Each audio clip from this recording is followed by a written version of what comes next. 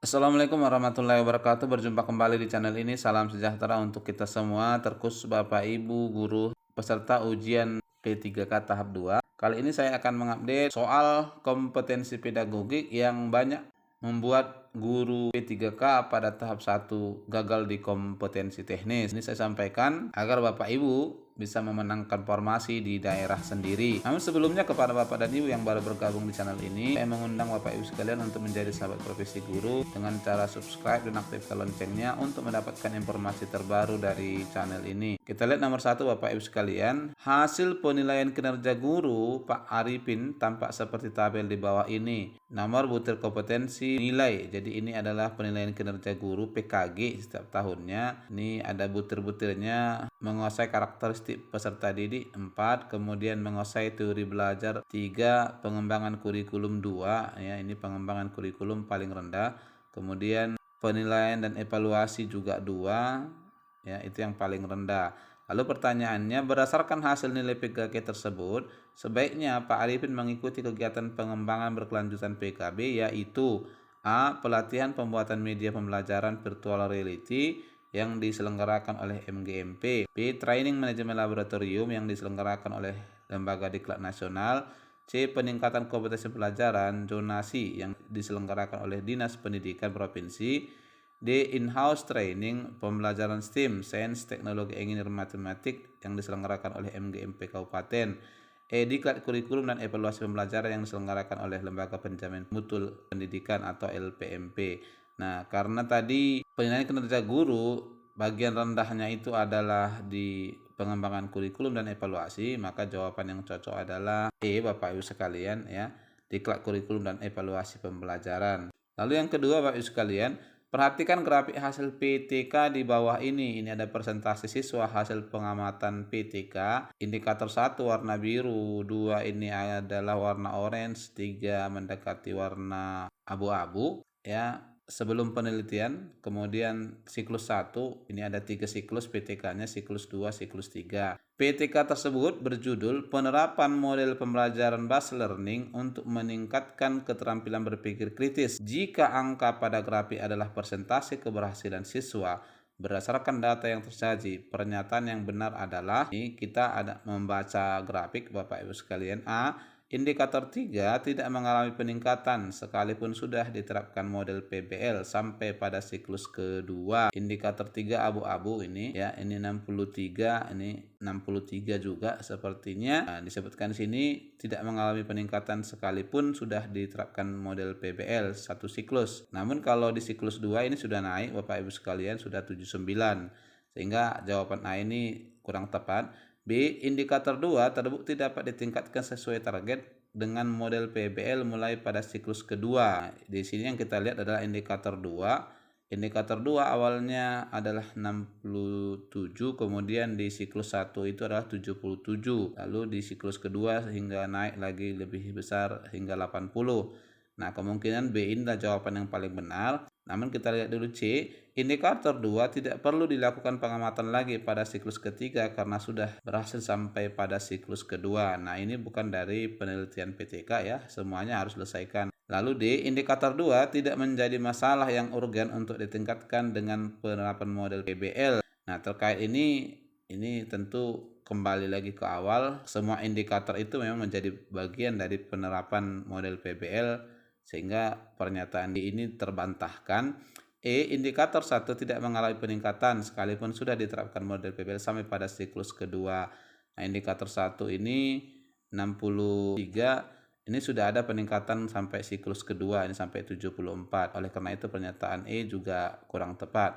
Nah, sehingga jawaban yang paling cocok di sini adalah B, Bapak Ibu sekalian. Nomor berikut, sebagai sebuah sekolah swasta yang sudah besar, SMA Maju Berkembang mempunyai peralatan yang memadai, laboratoriumnya sudah dilengkapi dengan alat dan bahan yang lengkap, bahkan juga didukung oleh jaringan internet yang baik di semua lokasi di sekolah. Atas dasar kebijakan yayasan dengan alasan mengikuti revolusi industri 4.0, sekolah juga sudah menyediakan laboratorium virtual sehingga praktikum juga dapat dilakukan tanpa harus menggunakan laboratorium sebenarnya. Berdasarkan kondisi ini, pembelajaran yang dilakukan guru sebaiknya, jadi di sini sarana prasarananya sudah lengkap ya. A. Merancang pembelajaran yang menyenangkan dengan menyelipkan permainan atau game yang sekaligus berfungsi sebagai alat evaluasi.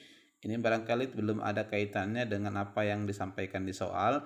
B. Memperbanyak pembelajaran dengan metode diskusi, khususnya jika menemukan hal-hal yang baru pada mata pelajaran. Nah, ini juga tidak ada kaitannya dengan pernyataan di soal. C. Mengajak siswa melakukan kegiatan pembelajaran dengan menggunakan fasilitas yang ada di laboratorium untuk menunjang pengalaman belajar siswa secara real. Nah, ini ada kaitannya Bapak Ibu sekalian, namun ini terbantahkan dengan kata realnya ya. Jadi kalimat real di sini ya bertentangan dengan soal. D. Memanfaatkan fasilitas TIK-nya dengan membuat presentasi yang menarik pada setiap materi yang disampaikan. Untuk presentasi barangkali tanpa ada laboratorium juga biasanya Bapak Ibu guru sudah menggunakannya melalui proyektor. Jadi jawaban D ini juga belum tepat. E. Memanfaatkan laboratorium virtual sehingga siswa mempunyai keterampilan dan literasi TIK serta sesuai dengan tuntutan revolusi industri. Jadi berdasarkan apa yang disampaikan di soal, maka jawaban yang paling tepatnya adalah jawaban E Bapak Ibu sekalian. Itu kalau menurut saya. Soal berikut, Pak Karim menggunakan e-learning dan laboratorium virtual untuk mengajarkan konsep faktor-faktor internal dan eksternal yang mempengaruhi pertumbuhan. Nah, ini adalah salah satu contoh proses pembelajaran ya. Ini kebetulan materinya tentang biologi. Evaluasi pembelajaran yang dilakukan Pak Karim meliputi 1. Evaluasi pengetahuan dengan mengukur penguasaan konsep siswa tentang faktor eksternal yang mempengaruhi tumbuhan. Oke. 2. Evaluasi sikap dengan mengukur keterbukaan siswa dalam menerima kritik dan pendapat saran saat mempresentasikan laporan. Lalu ketiga, evaluasi keterampilan dengan mengukur keterampilan siswa dalam menggunakan alat selama percobaan. Inilah ada 3 tawaran yang disampaikan. Lalu pertanyaannya, tingkat kualitas kesesuaian evaluasi pembelajaran Pak Karim adalah A. Kurang baik karena evaluasi tidak tepat mengukur produk dan keterampilan. B. Baik karena evaluasi dapat mengukur produk, proses, dan sikap dengan tepat. C. Baik karena evaluasi menggunakan alat ukur yang valid, reliable, dan objektif. D. Kurang baik karena evaluasi tidak tepat mengukur keterampilan dan sikap. E. Baik karena evaluasi telah mengukur pengetahuan, keterampilan, dan sikap. Nah, karena ini adalah laboratorium virtual ya, sehingga antara guru dengan siswa dalam hal ini berada di tempat yang berbeda, sehingga menurut saya evaluasi keterampilan, yakni mengukur keterampilan siswa dalam menggunakan alat selama percobaan ini tidak tepat dengan metode pembelajaran yang dipilih. Oleh karenanya, maka jawaban yang paling cocok di sini adalah D. Kurang baik karena evaluasi tidak tepat mengukur keterampilan dan sikap siswa.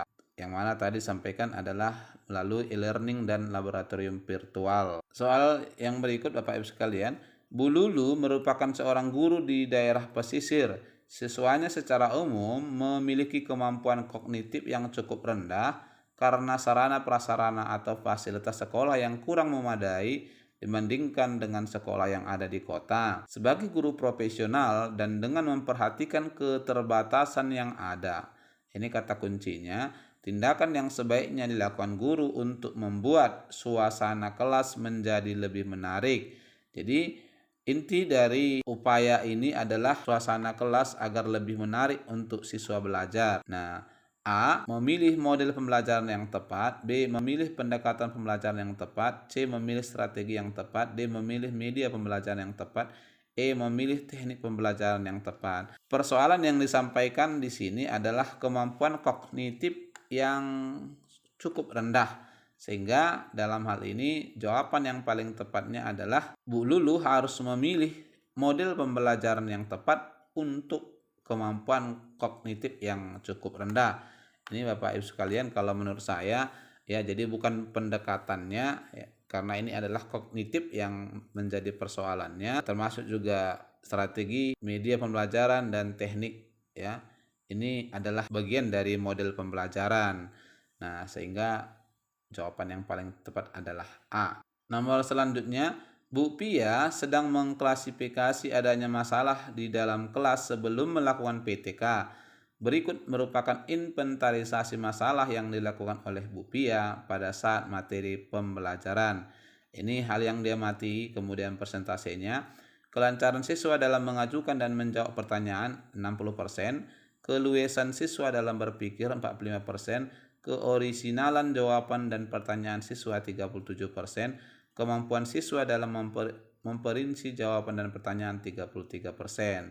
Jika diperhatikan, fokus pengamatan yang dilakukan Bu Pia pada observasi tersebut adalah, nah disebutkan di sini A adalah keterampilan memecahkan masalah, B keterampilan berpikir proses, C keterampilan berpikir kritis, D keterampilan berpikir tingkat tinggi, E keterampilan proses sains.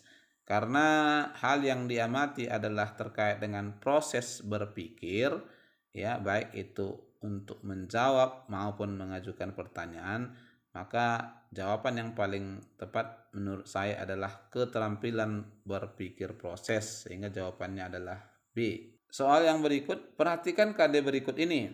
KD 411 merumuskan gagasan pemecahan masalah perubahan lingkungan yang terjadi di lingkungan sekitar. Lalu, rumusan indikator pencapaian kompetensi untuk keterampilan proses sains terintegrasi yang sesuai dengan KD tersebut adalah, jadi KD-nya tadi merumuskan gagasan pemecahan.